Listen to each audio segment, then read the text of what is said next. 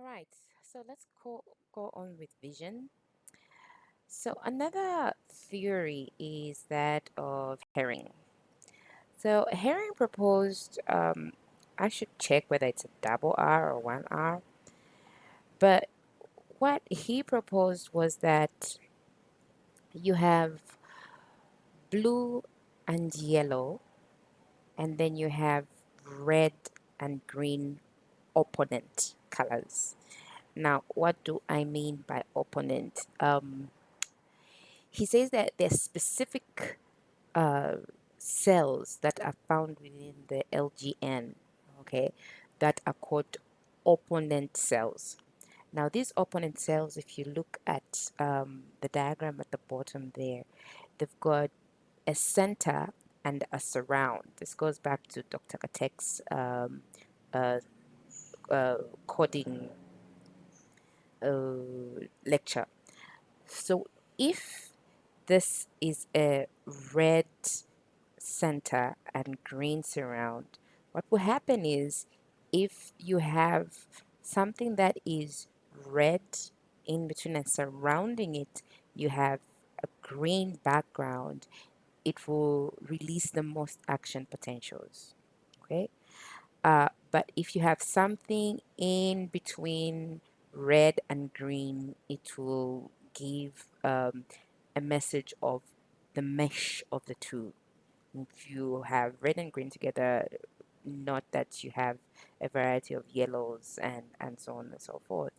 So he said you have red and green opponent colors, and then the blue is in opposition with yellow. Now, how does the yellow come in? The yellow comes in from the green and the red. Okay, the green and the red mixed to a certain level will give you the yellow. So the yellow um, is an opponent to blue. Okay, so there are two types of cells, opponent cells, those that have blue and yellow, and those that have red and green. All right, so this processing, he says it occurs in the LGN, and it's based on this center surround receptive phenomenon. Um, he then described the following. Okay, he says, first of all, you are going to see something, all right? You're going to see something in the environment, and the retina cones are going to pick up. Once they pick up, they are going to stimulate specific opponent cells in the LGN. So if you are picking up some blue, they are going to stimulate the blue ones. If you're picking up some green, uh, just the same. If you're picking up some red, just the same. But if you are picking up the red and the green, they'll go and stimulate opponent cells of this caliber. If you're picking up yellow um, and blue, it will go and stimulate the yellow blue opponent cells. So signals from the red and the green cones in the first layer is being noted as the retina. So the signals from there are compared by these specialized opponent cells to say where do they fit in. Okay, what amount of red and what amount of green does this thing that is reflecting color into this person's eye, where does it exactly fit in terms of wavelength? Then these opponent cells will compute and they will balance.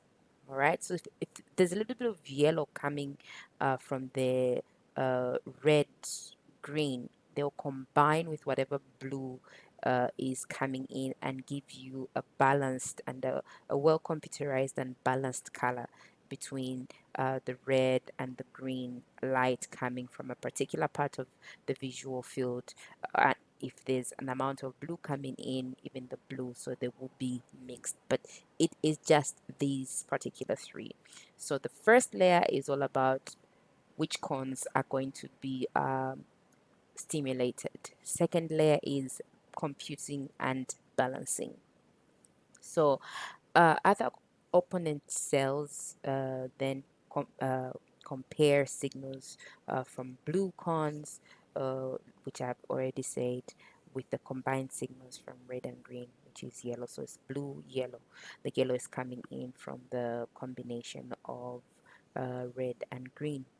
All right, then it goes to the third layer. The third layer is another type of what people think is what he proposed to be a double opponent.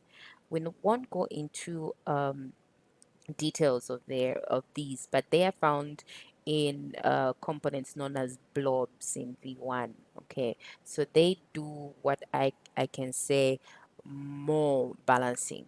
Okay, more balancing of colors to get the perfect color of what it is that you're seeing. Um, So again, you have the retinal ganglion that is sends to the LGN, and the LGN you have specific components, especially the opponents, the first opponents cells, and then it goes to the second opponent cells found in the blobs in very specific layers of V1. All right, and then after that, that is when it goes to V8, which is for color. um so as I said, these pathways project to the blob and deep portions of layer 4C in V1, and just double opponent cells, and from the blobs and layer 4 color information is then projected to V8, and how V8 converts the color input into sensation of color and what other mechanisms are involved. Herring did not state that, and there's yet more information that is to come. um, so it brings me back again to color blindness, which all of this we have gone through. Now, I'd like to broadly classify these as congenital or just acquired. When you talk about congenital, you're talking about it being inherited, and they are usually linked to the X chromosome. So this is present in males if the X chromosome has the abnormal gene, but in females, both X chromosomes need to contain the abnormal gene for them to have this phenotype of color blindness. That is why in males you have more of this, because you only need one of the X's. Well, you not only need the X to have this abnormal gene, and you are colorblind. But for the females, even if one has, the other one doesn't have, they don't get to have this abnormal gene. So female children of a man with an X-linked color blindness are carriers of color blindness, and they may pass the defect onto half of their sons. So therefore, an X-linked color blindness skips generations, and it appears in males more of a second generation. So these are just facts that have been noted. So classification of color blindness in terms of congenital has been noted as dyschromatopsia or achromatopsia. So in dyschromatopsia, uh, this is just where you confuse colors, and this is due to deficiency of the mechanism to perceive colors. Could be also from not from layer 1, but it could be just something that is wrong all the way to layer 3 opponent. Um, so if the normal color vision is the one that I'm pointing at right now, what you see if you have, let's say, blue blindness, is almost everything. The greens will not show as greens, and all the other colors will show as pink, whilst green blindness will show as is here, and then red blindness at the bottom. So they all have names. Blue blindness is called tritanopia, green is deuteranopia, and red is protanopia. So have a look at those and just see if you see any difference in the colors. Uh, so the next thing I'd like to say is in dichromatic color vision, you find that these conditions affect uh, people, and they will not be able to perceive one of the three colors. Okay, this we've already said.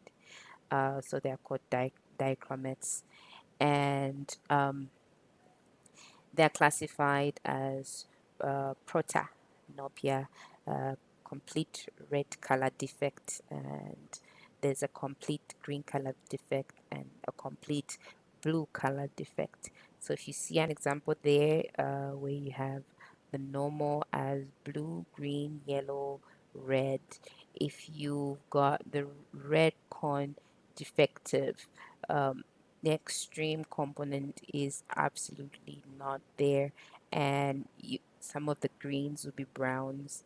um, if you have a defective green one, uh, the green is absolutely not there, and this also affects the red, as you can see. The blue sort of maintains until you have the blue corn defect. And I guess the first three go with the fact that in the opponents you have red and green together. So you find that perception of the two um, goes together. All right. So if you have tritanopia, this is when now the blue is not really perceived as blue. Um, it's sort of vague, and then you have pinks and green is really affected. Okay, so this is how it is viewed. Uh, Another exercise that can be taken is this exercise. So if you have any one of these, you won't be able to see the numbers that are within these pictures. So the normal one, and a normal person would look at it as 74 with the green inside and then the reds outside. Then if you have uh, deuteropia or protanopia, this is how they would they would view these particular colors. So this is not to say you should be able to see them like this if you're normal. This is to say this is how you would see them if there was this abnormality. Um,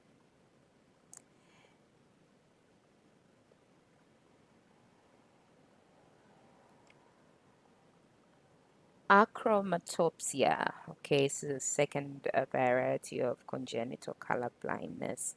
It's extremely rare, and there's a rod cell monochromatism. So you're talking about the rods here. So it may be complete or incomplete. It's inherited as autosomal recessive trait. Both males and females are affected equally for this one. So this one is characterized by total color blindness. Okay. So if you look at these two pictures, normal would be you seeing the blue, and abnormal would be seeing just black and white. Yeah. So there is just road maintenance there. So this is called day blindness. I'd like to see how you would um, differentiate it with night blindness, which is what we talked about in the last lecture that we had. All right, so I think that's it that I want to talk about when it comes to color blindness. Now I just want to stress um, acuity. So acuteness or clearness of vision is just the degree to which you can see detail, right? Details on the contours of objects that you look at. How clear are they? So you define them in terms of how you can separate them, a distance of separation, and between two lines. So you're usually given this picture here, and then you are given a distance and you have to look at them. This chart is known as the Snellen's chart, and so you'd be asked to go from A and all the way separating it to the last two. So you would do this as a practical exercise. Um, but just to put things together, light varies in both intensity and wavelength, and intensity, remember, is the amplitude or the height, whilst wavelength is the distance between two peaks. Already said this, but light of different wavelengths is the one that detects color.